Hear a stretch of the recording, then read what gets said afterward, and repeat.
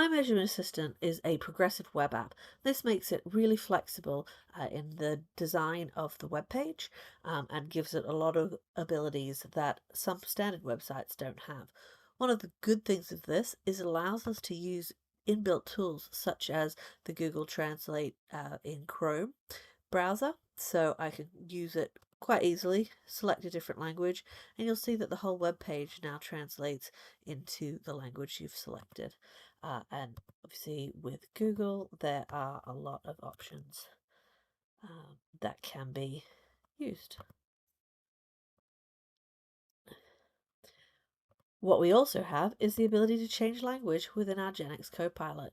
So when you open GenX Copilot, you'll see here there's a select language option. We currently have 7 available languages, and throughout the course of this year, you'll see this list expand to more and more languages.